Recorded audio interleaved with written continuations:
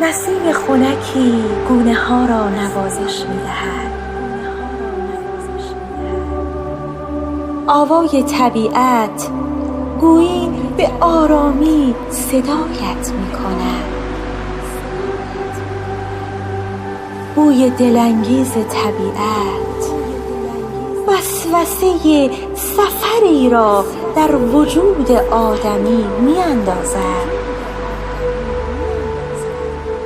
سفری تا انتهای طبیعت بی انتها.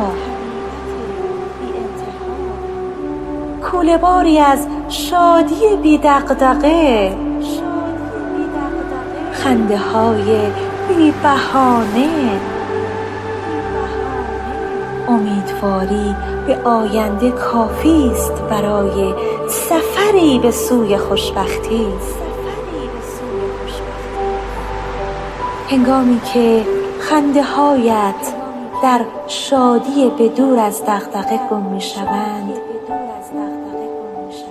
و امیدواری به آینده خود به خود دلیلی برای خنده‌هایت می‌شود،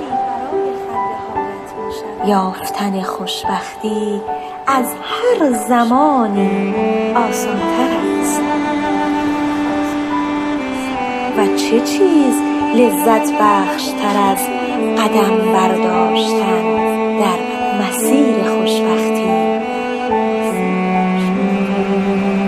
افزودن بر محتویات کوله‌بار مسیر خوشبختی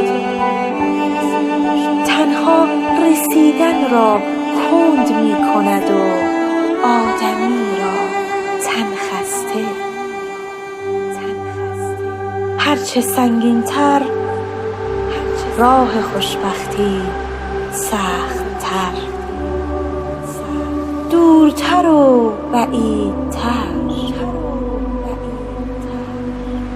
گاهی خوشبختی در همین سفرهاست